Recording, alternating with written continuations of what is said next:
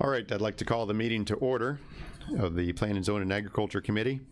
We'll begin with a roll call. Mr. Featherling, Mr. Miller, Here. Mr. Tholen, Mr. Payton, Here. Ms. Peters, Present. Mr. Fairfield, Present. Mr. Snipes, Mr. Swanson, Mr. Dunnell, Present. Mr. Eckhoff, Present. Mr. Kirkstra, Present. Ms. Bryan, Mr. Collins, Ms. Hudson, Present. Mr. Alexander Hildebrand, Present. Mr. Gowler, Mr. Wheeler, Mr. Seroy. We have a quorum. Okay, thank you, Kelly. Mr. Featherling is feeling under the weather today, so he asked me to chair the meeting, so bear with me as I work through the agenda, and we wish Mr. Featherling speedy recovery. Next on the agenda, we've got public comment. Any public comment? Seeing none, we will review the minutes from the January 19th, 2022 minutes, the meeting minutes. Upon review, I would entertain a motion to approve. Mr. Eckhoff first and second by Mr. Dunnell. All those in favor say aye. Aye. All those opposed, same sign. Okay, we've got the minutes approved. Item number 4, building report for January 2022. Okay. Take it away, Dell. Move the slide down. It's a slide this morning. In your packet, you do have the building division report for January 2022. We had 0 new homes in January, 1 new mobile home, 43 total permits, 31 of those are residential. Brought in total revenue of $24,056, which is a 40% increase from January of 2021. Total value of the projects was $6.3 million.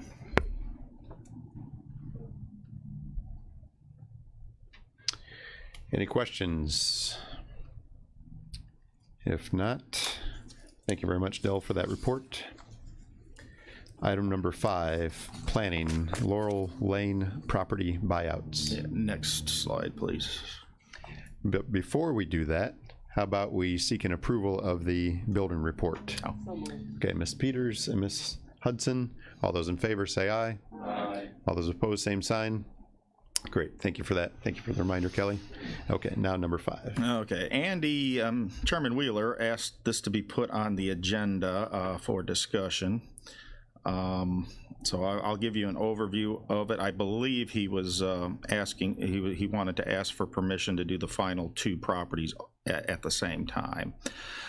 We started this project with a grant from Department of Natural Resources, which is a pass-through from FEMA, to buy out 5 properties on Laurel Lane in Aroma Township. If you look at the map up there, there's numbers on the 5 properties. Number 4 and number 5 have been sold to other individuals, and they are not interested in selling them to us. Property number 1, we purchased, we've demolished, and we are waiting on reimbursement for that particular part of the project, which I have every indication from the state that we will receive our money by the end of this month. And then that property will be finalized. Still to go, we have the property number 2 and number 3. Those are the Luck properties. They're both owned by the same owner. We have to have the project completely done by December 31st of this year. So we still have to purchase those 2 properties and demolish them. So Mr. Wheeler wanted this on the agenda for discussion. The properties, the general total cost is would be around $210,000. Got it. Mr. Kirkstra. Yes, there was some mention before about access to the river. Would this property be part of that? For access to the river for whatever rejuvenation we need? It is possible. The property, once completed, would be owned by the county. But because it's floodplain property through this program, there are restrictions on what we can do with the property. Correct. I believe a boat ramp would be allowable. Correct. The storage of equipment may not be. Correct. A parking lot may not be. But it would provide the county with accessibility to the river. That is possible, yes. Within the restrictions, Within the restrictions, yes. yes. Okay, Mr. Snipes. So the properties, number 2 and number 3, that you're trying to acquire, that's for a total cost of $202,691? Did you add those two together? Yes. Yeah, that's what it would, Okay. that's estimated, Oh, but okay. yes. So that'd be the estimated cost, and then, we're trying to eye the 4th property at 9, they're asking 99, but you. No, 4 and 5 are no longer on the table. So 4 and 5 is no longer, what was the property that you said there was, it's, Number 5 is across the street. That one was foreclosed on, and the bank was going to give it to us, but we had to act within 30 days and we to did. do that, and we did not. Okay. So, and number 4 was put up for sale and sold, and the current owners are very happy being there. So, Okay. so the only ones left for us to concern ourselves with is property number 2 and 3. And both of them are in very bad shape. Number 3 has a tree sitting over the roof, a rather large tree.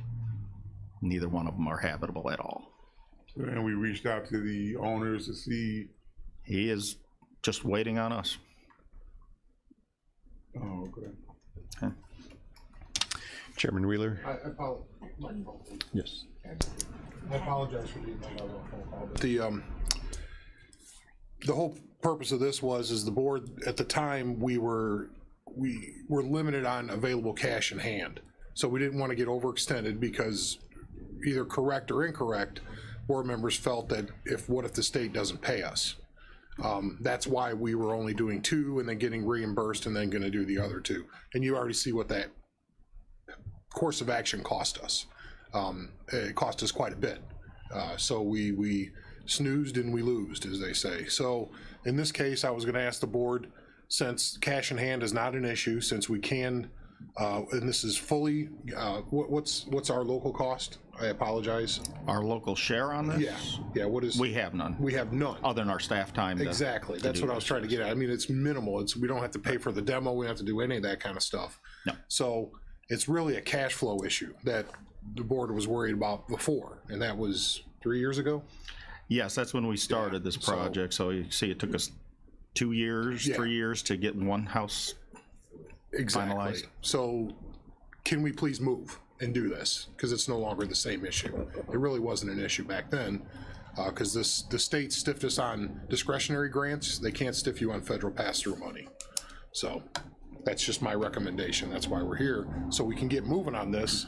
And yes, Mr. Kirkstra is correct. Those are prime access points to get in the river and do work that we want to do in those areas, because it's on this side of the bridge. We'll also need one on the other side of the bridge as well. So we can definitely use them for access. As far as building something on them, I believe a boat ramp is allowable. Other things, maybe not. So it depends on how we want to use them. Anybody else before we go back to Mr. Kirkstra? Okay, Mr. Kirkstra, go ahead. Are we asking now for some action on this as far as a motion to approve?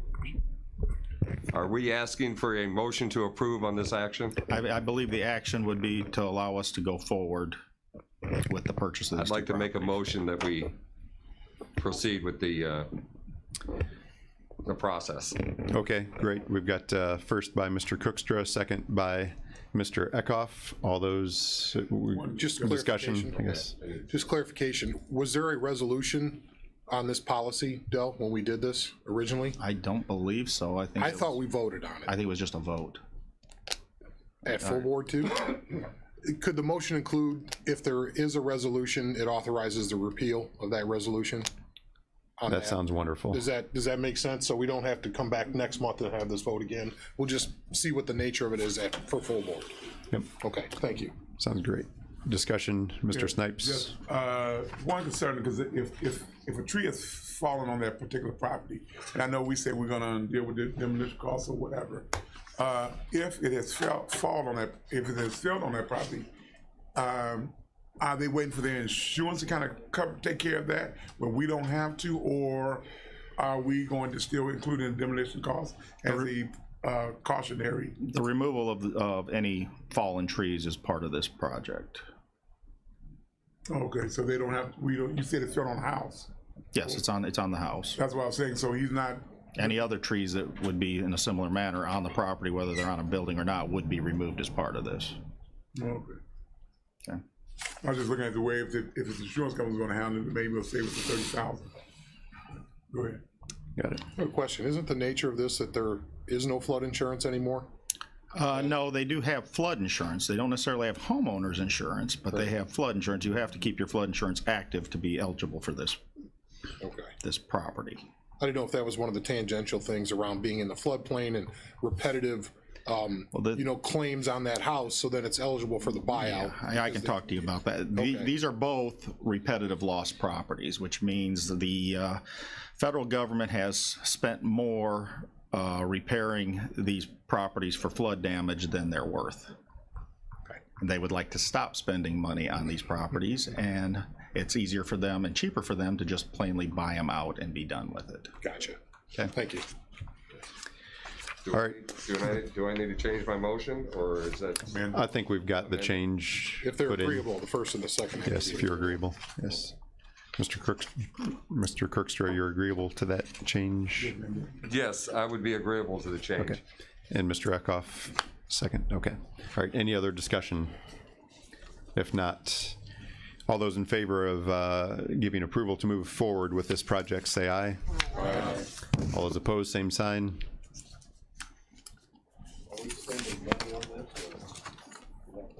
It is a reimbursement, so we have to put the money up front and then we get reimbursed. So is that a roll call? Yeah. Let's go ahead with a roll call. Kelly, please. Mr. Miller? Aye. Mr. Payton? Ms. Peters? Mr. Fairfield? Mr. Snipes? Aye. Mr. Dunnell? Mr. Eckhoff? Mr. Kirkstra? Aye. Ms. Hudson? Mr. Alexander? Mr. Wheeler? Aye. Motion carries. Okay, thank you for that, Mr. Fairfield. All right. We'll move on to item number 6 under zoning, ZBA case number 21-12. Go ahead, Del. Okay. This is a request for a variance for lot width. It comes before you with a recommendation from the Zoning Board of Appeals to deny the request. This property is a 20-acre parcel. You can see it outlined on the map up there. It has about, I think it's either 50 or 100 feet of frontage. It's zoned A1 agriculture. That district requires a 330 feet of frontage for that district. Zoning Board of Appeals recommended the denial based on the findings of fact. The first finding of fact that must be met is this a hardship?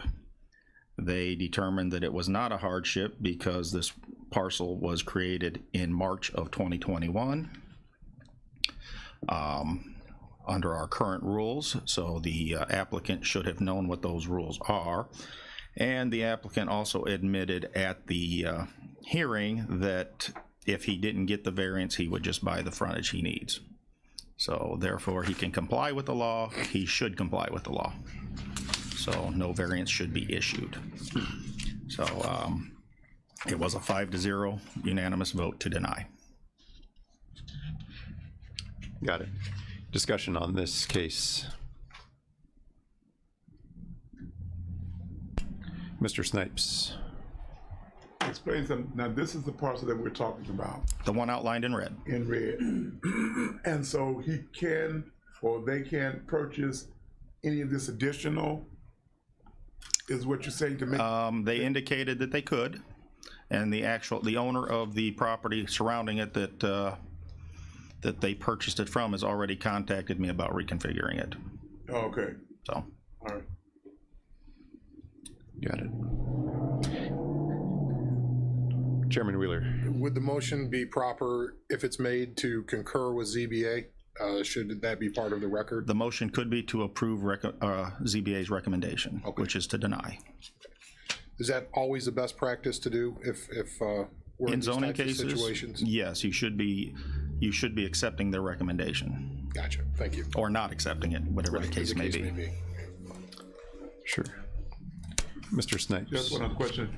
Now, when we deny it, that means they would have to reapply and repay the fees to come back and zone. I mean, because they had to pay something to get to this particular point. So I'm not looking. Well, they were, whatever fees that they had to pay at the recorder's office and their lawyer to draw up the deeds and the legal description for that piece of property. Okay. There is no zoning. It's zoned A1 agriculture. The minimum lot size is 20 acres for a home. This is 20 acres and 330 feet of frontage. They don't have the 330 feet of frontage. So they will have to pay again to file deeds for the reconfiguration. Okay.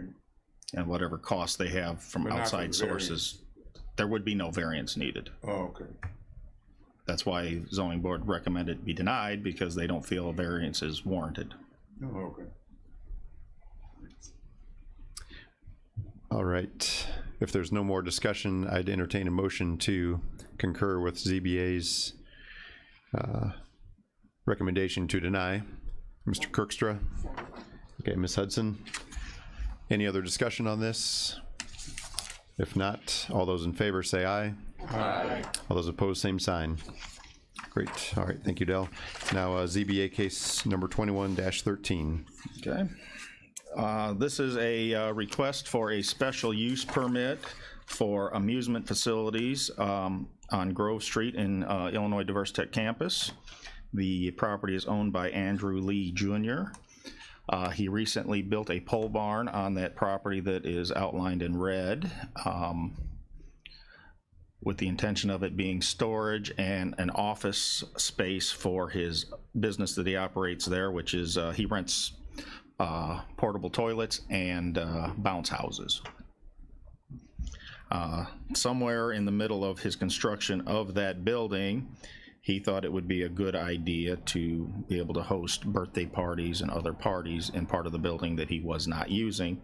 So he did make some alterations to the construction that would, you know, to partially bring it into compliance for an assembly use.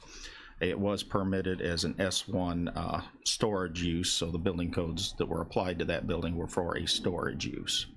He did do some upgrades, such as a firewall between parts of the building and things like that, but he has not completed everything that needs to be done as of yet, but has indicated that he will be. He's actually been in the office this week to get his permits to upgrade the building for an assembly use, which I believe is a B1 portion of the building code. The special use permit would be to allow him to rent the facility for kids' birthday parties and wedding showers and things of that nature. Zoning Board of Appeals heard this last Monday and recommend approval 7-0. And there are 4 conditions, though, that they placed on the approval, and I can read them to you. 1, all parking shall be contained on the subject site and no on-street parking will be allowed. The roads, I don't know if you've ever been out to Diversatech, they're relatively narrow and one-way roads. They did not want any parties and participants of these parties potentially blocking the road for emergency service vehicles. Number 2, all activities pertaining to parties shall be held within the building and not in the parking lot. Number 3, the occupancy load of the building will be determined by the Manteno Fire Department, which is law anyway, but it's reiterated here. And the facility will be in compliance with all laws, ordinance, and codes at all times. They did contact the health department, and since they are not serving food directly themselves, you can bring in your own food. There was no health license needed. And we did ask if they were intending to serve alcohol. They said no, so no liquor license is needed. Okay. What about washrooms required? That is one of the items that he has to upgrade before he can open. The bathroom area is large enough, but they put the sink in the wrong place. You cannot get the turnaround space in there, so he has to relocate a sink.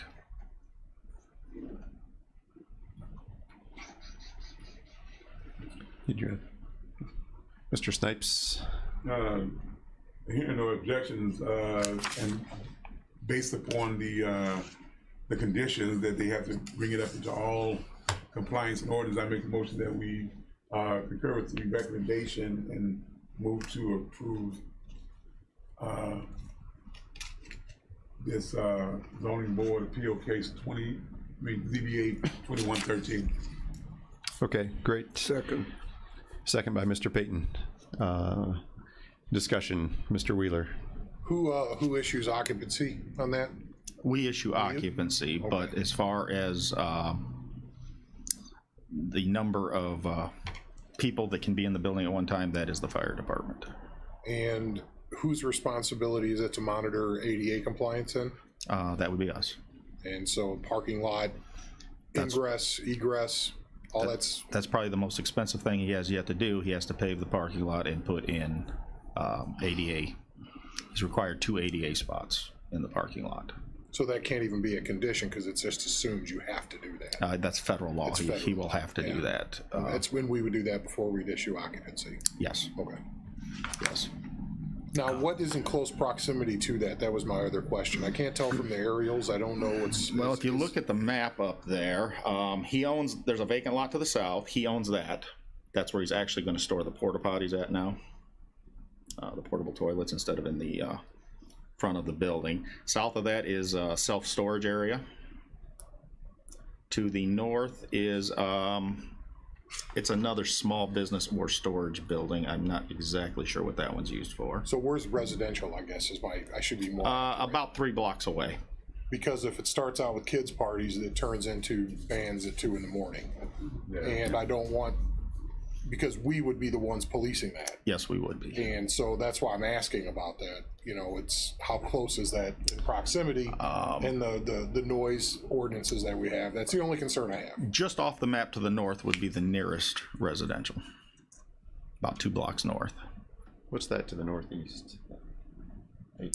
It's one of the old buildings from Diversitech. I'm not 100% sure it's even used anymore. I think the windows are. It could be part of the Indian Oaks Academy offices, if it is being used. I think that's what it is. Isn't it, Chad? They stated in their testimony that they would only be operating until 6 p.m. Of course, that can change. They would still have to adhere to the county's noise ordinance, which is 10 o'clock. 10 o'clock. Yes. If the board feels that that's enough protection for the residents out there, I'm okay with it. Mr. Kirkstra? Yes, Mr. Chairman, I understand that the zoning board has already approved of this, but would there be anything wrong with holding off our final decision until all of the criteria has been met that the zoning board has asked for them to do? I think that could be problematic because before you is a zoning issue, not a building code issue. Okay.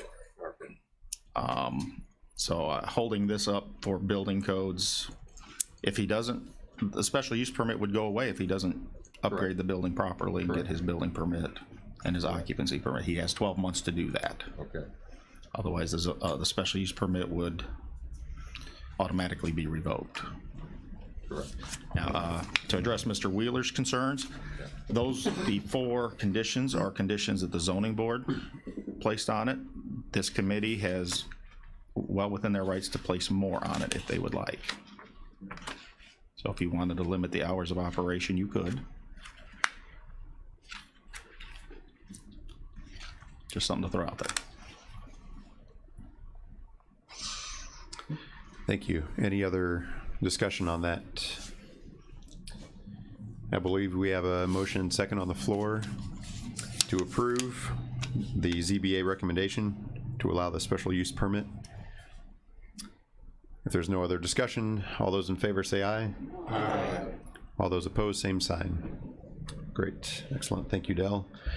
Item number 7, fiscal year 2023 FTA section 5311 application. We all know what that is. We will let Ben handle this. Go ahead, Ben. Thank you, Mr. Chairman.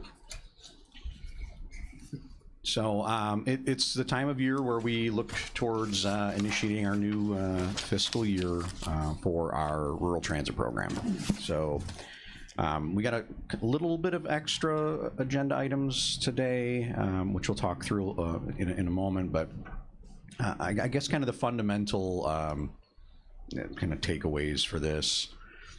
We receive both state and federal dollars for rural transit. Each year we apply under the chairman's signature for those funds. We receive about $166,000 in what is considered to be FTA Section 5311 funds, and then around $1.27 million in what is downstate operating assistance program. So we combine those two together in kind of a blended equation where sometimes 80% of our funds can be federal and sometimes 65% can be federal.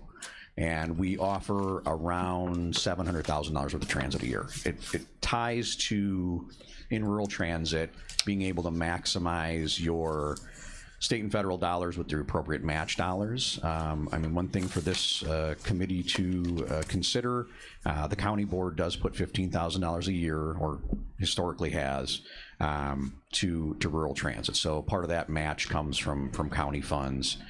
Some of that match comes from providers locally, social service agencies that need rides. And we recently applied to be a participant in Age Guide, which is the former Area Agency on Aging grant. So we would be hauling seniors through and matching that with someone else's dollars for our system. And I would say that rural transit here is not very different from rural transit anywhere in the state of Illinois or the Midwest for that matter, where we do struggle on providing that local match. So it's always trying to find ways to maximize our dollars and offer more rides. We are still kind of operating in COVID limbo.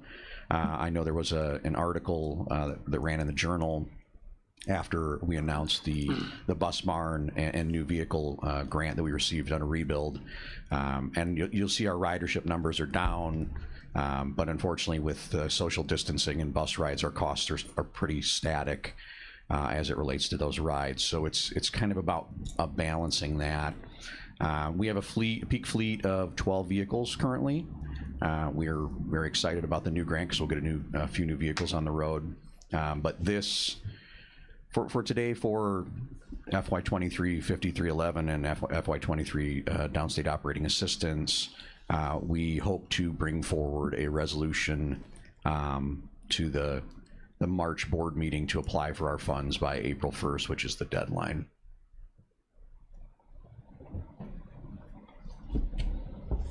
I guess kind of rolled into that, the purchase of service agreement is part of that application. Just want to get this right. On June 10th, we solicited vendors. We sent out to 12 local vendors, 12 local and quasi-local vendors. We did receive one application back, which we typically receive that questionnaire back from Shell Bus, and it's not uncommon for us to send multiple out and receive one back for our system.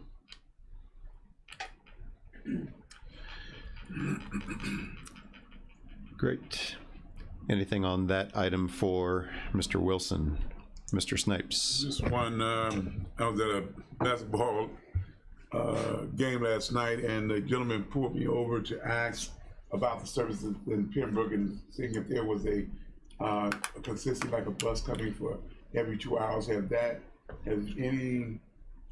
there any discussions as to how that helps the outlying counties out east? I mean, not county, excuse me. So I guess, I mean, to look at the system in its entirety, we do what is a deviated fixed route for our commuter route. So that runs between City of Kankakee Transfer Station, stops in Sun River Terrace, and then in Moments for jobs. And these are hour ride, like every hour on the hour, a bus is leaving. And so that's kind of the one side of the business, and that's a little over half of our rides. The other portion of our business is what we call demand response. So this is where someone calls for a ride for whatever reason, and they can receive a ride based on scheduling, bus availability, things like that, typically to come from the non-urban area into the urbanized core for shopping or doctor's appointments or really whatever they want it to be, but we kind of see those consistencies within our system. We don't necessarily have a set route where we just stop in a town and pick up, and that's a kind of a difficult thing to do because you're running a lot of deadhead miles to get there, and then potentially no riders could be on the bus. If there is, and I've had conversations with a few individuals in Hopkins Park and Pembroke Township surrounding warming centers, and that was the most recent conversation. But if there's a need for ridership through maybe the senior center, or I mean, we're certainly happy to discuss any ridership. But it's not about necessarily just driving to a location and opening the door on the bus and hoping someone gets in, as much as it's kind of working through that scheduling process. I think their thought process was they wanted they were talking about being able to get to work with the hour to hour and having a location in the Pembroke area where they can pick up and be a part of that hour to hour, getting back and forth to work because of the transportation problem that I guess they foresaw. That's what they discussed with me. So. And I suppose that's certainly something we're always open to. If there's a large commuter need similar to the one between Kankakee and Momence, I don't think it would be the same buses necessarily, because that would be kind of difficult, because that would make maybe an hour and 40-minute loop or something. But I think that's a discussion we're willing to have, and certainly share the staff information with them, have them reach out to us. We'd love to talk with Showbus and see if that's something we can offer. I will say, when we start to add service, we add costs, and that's where we start to tap into this. What do we do about match? And so how do we match those dollars? And that typically in rural transit is the limiting factor. I have a question. Great, thank you. Mr. Payton? Brought up years ago, let me get the mic. Years ago, I established a route from the village hall in the morning, and then it comes to Kankakee and it returns back. That hasn't changed since then. So my thoughts was, how come every 2 hours we can't have a bus, instead of that bus going all the way to Kankakee, how come every 2 hours we can't have a bus to go directly to Momence and then go back to Pembroke? Since the bus from Momence would end up every hour coming to Kankakee. So sort of like using the Momence end of the commuter route like a transfer station, like we do in Kankakee. I mean, that's certainly a discussion we're willing to have.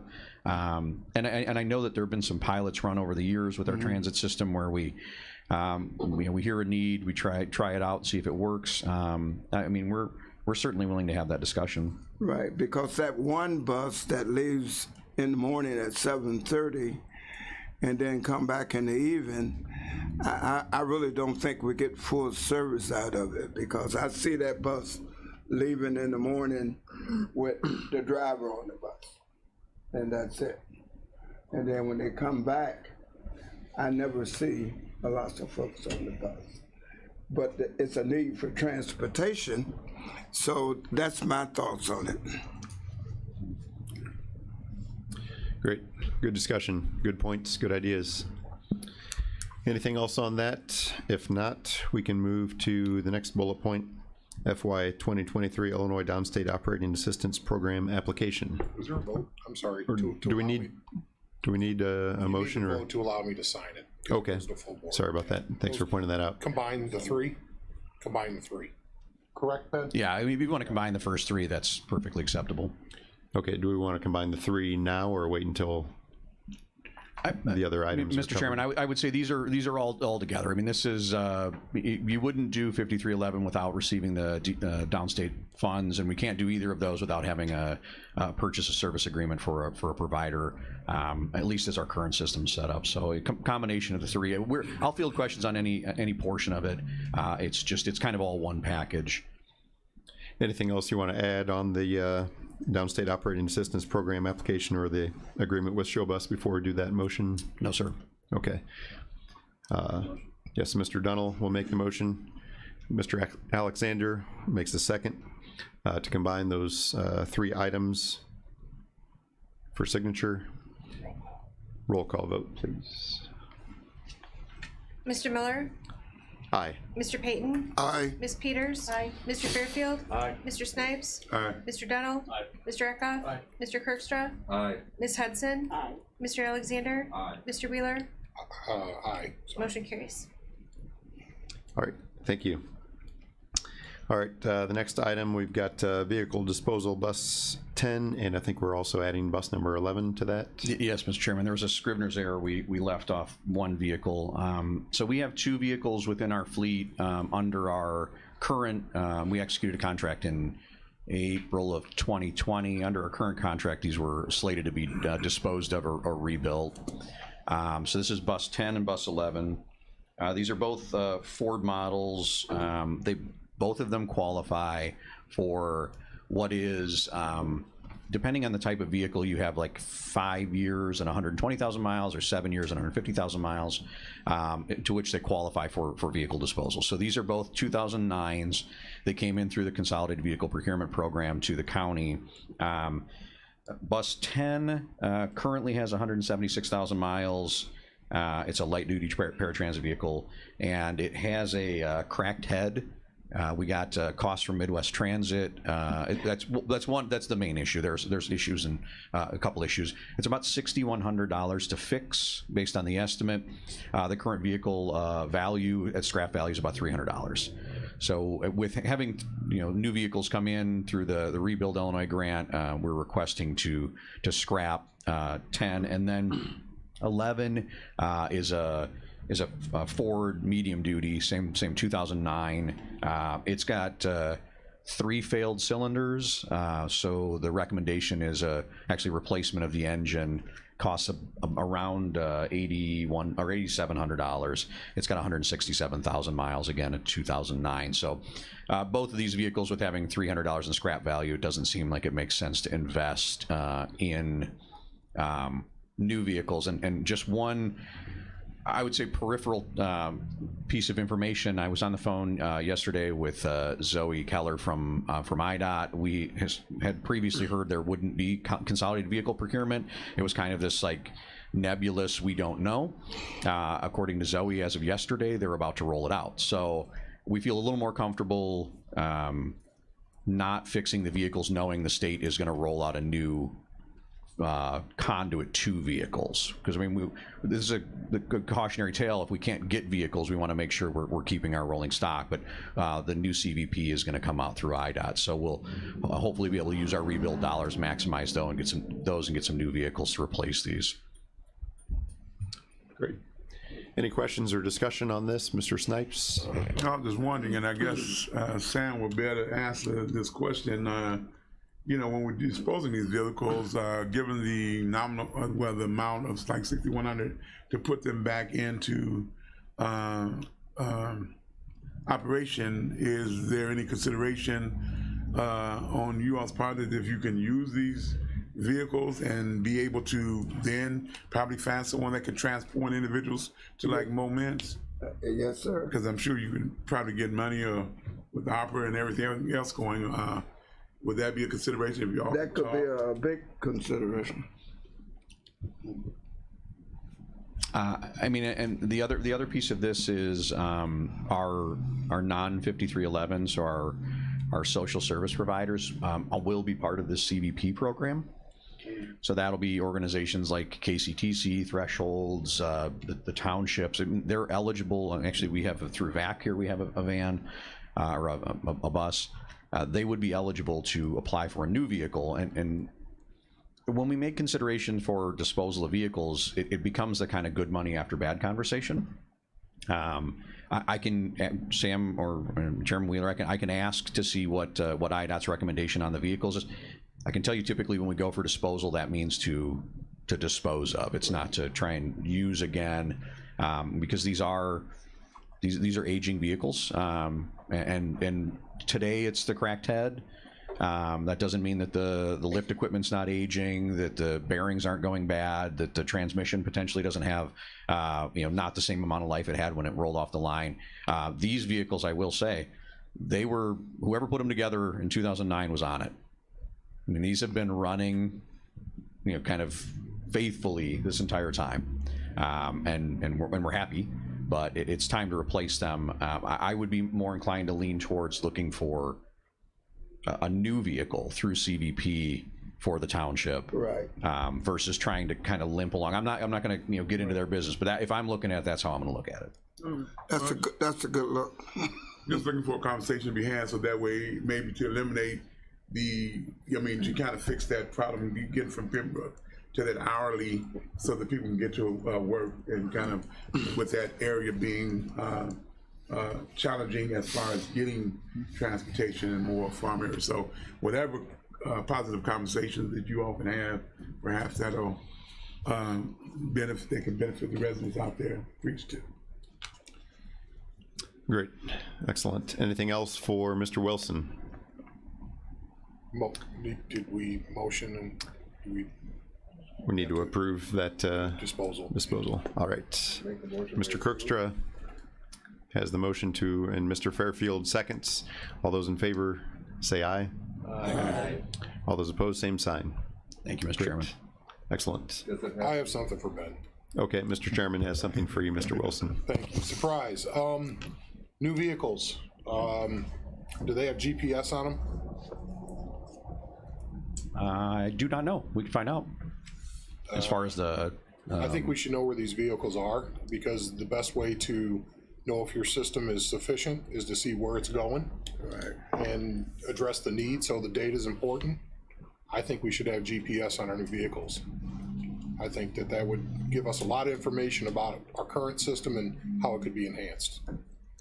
So maybe if this committee's all right, we look into it, get some pricing. For optimizing our efficiencies? For optimizing our efficiencies to make sure we're providing the best service. The technology can't be that expensive these days compared to everything else. Now, whether we have to wait 3 years to get it, that's another question, but I don't know if the committee agrees. It's not an action item, but I don't want to go through all this if people say we don't want to. I'd like to agree on that. I think that would be a very helpful tool for our system and for our planning, as far as that's concerned. That's a great idea. Can't be. It's not on the agenda, so we'll just go ahead and look through it. Just I didn't want to walk into the wood chipper, as they say, So Sure. We'll start figuring out what's best for us and probably bring something back to finance as far as a request. And it, more than likely, I'd say 99% chance it could be ARPA money. Potentially ARPA proper money, not the lost revenue side. So no local property tax paying citizen would have to pay for that. Got it. Good point. Mr. Snipes? I mean, we deal with the vehicle disposal, but up in the purchase of service agreement, will we not, because it's going to have to wind up in finance, I guess, have that caveat attached to it, or that concern attached to it? So therefore, though it's not on the agenda item, it can be an addendum to the purchase of the service agreements. Well, the purchase of service agreement is more of a contract with Showbus. It's there. That's what that agreement is. It's not purchase of buses. It's that's the contract that allows us or allows them to be our provider. Yeah, they're utilizing our buses to drive for our system. So I think this is the bigger question becomes: do we want to equip our buses with GPS so we can make sure we're being as efficient as possible? Right. That's great. Got it. Okay, anything else before we go into old business? Thank you. Any old business? Any business that would be new? Mr. Chairman, I move that we adjourn. Okay. All right, we've got a motion second to adjourn. Mr. Kirkstra, Ms. Peters. Before we adjourn, I want to thank the staff who prepared for this meeting. Thank you for all the work that goes into it. And also thank you for everyone for coming today and setting aside time for this important work. All those in favor of the motion to adjourn, say aye. Aye. All those opposed? Okay.